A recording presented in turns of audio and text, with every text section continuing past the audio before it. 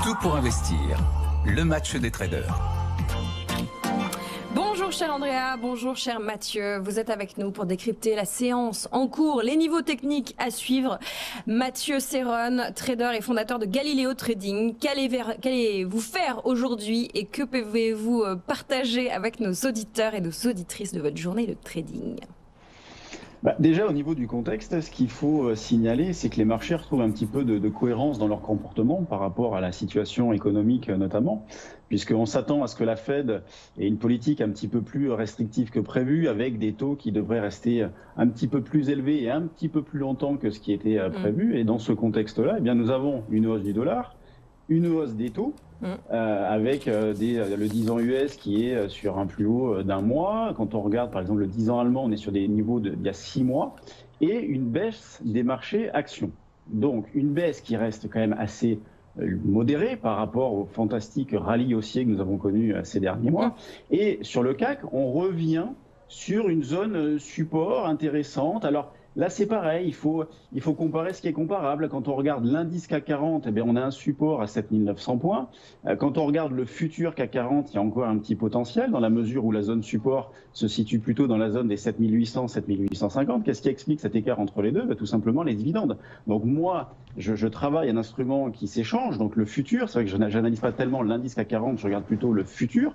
Donc on est passé hier sous un pivot, à vrai dire, à court terme, 8000, 8050. Moi, l'articulation que je fais depuis quelques mois maintenant, c'est tant qu'on est au-dessus de 7800, 850, eh bien la tendance de fond à long terme reste haussière. Et puis à court, moyen terme, on alterne avec des billets haussiers, des billets baissiers. Là, c'est vrai qu'on a plutôt une dynamique qui est baissière. Donc j'ai plus de facilité à tenter des ventes sur des rebonds. Et dans cet esprit-là, nous sommes actuellement dans une zone de vente possible pour du très court terme, autour des 7955, 60 points. C'est le niveau le plus proche sur lequel je me suis positionné ce matin. Au-dessus, c'est 7995. Mais on peut toujours conserver ce pivot autour des 8050, considérant que tant qu'on est en dessous, on peut très bien évoluer dans une zone 8050, 7800, 850. Si jamais on repasse au-dessus, eh bien on aurait en ligne de mire les plus hauts récents autour des 8002. Mais ce qu'il est important, je pense, de garder en tête, c'est que dans l'état actuel des choses, il n'y a pas vraiment de catalyseur fort pour que les marchés montent fortement ou baissent fortement. Donc après, ce qui est gênant, on va dire, entre guillemets, c'est que tout le monde a identifié les mêmes niveaux. Donc les zones dont je vous ai parlé tout à l'heure, tout le monde les voit. Donc on n'est pas à l'abri de fausses sorties, certains qui anticiperaient les choses et puis qui finalement des stops se déclencheraient entraînant qu'une réaction en chaîne derrière.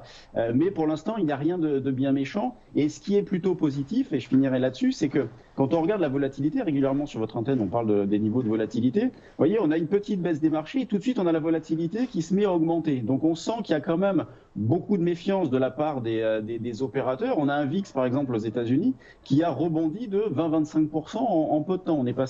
On était inférieur à 12, on est désormais au-dessus de 14. Donc, on sent qu'il y a quand même de la méfiance, ce qui est plutôt une bonne chose. Et ce qui, pour l'instant, je pense, nous met à l'abri, à toute chose égale par ailleurs, bien évidemment, mais nous met à l'abri d'une forte baisse.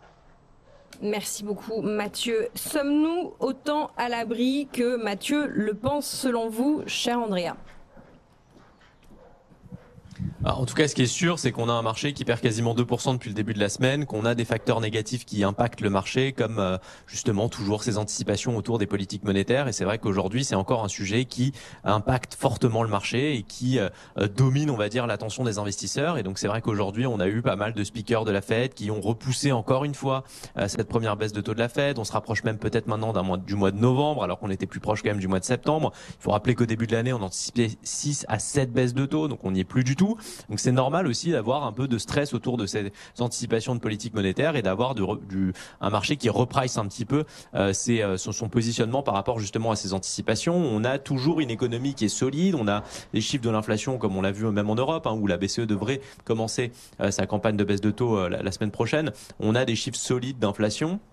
une inflation qui remonte, on a des chiffres globalement économiques qui tiennent la route et qui sont solides et qui ne poussent pas, on va dire, cette inflation à la baisse. Et donc aujourd'hui, c'est un frein pour le marché. On se rapproche de niveaux techniques dangereux sur le CAC. Si on a une cassure des 7009, c'est pas forcément, c'est un vrai signal négatif. Derrière, il y a des supports qui étaient là il y a quelques semaines, il y a quelques mois. 7875, 7812, c'est des niveaux qui peuvent tenir. Mais en dessous de ces niveaux, pour le coup, derrière, on peut glisser rapidement jusqu'à 7500. Donc il y a quand même un risque qui est présent aujourd'hui sur le marché. Il faudrait qu'on repasse au-dessus des 8040, 8125 pour avoir une embellie et pour éloigner, on va dire, ce risque à court terme. Alors pour le moment, il ne faut pas non plus tomber dans le catastrophisme. On a un marché qui est quand même sur des niveaux qui sont assez soutenus. On a aussi une dynamique des marchés américains qu'il faudra suivre. Mais c'est vrai qu'aujourd'hui, on a quand même une augmentation de la volatilité.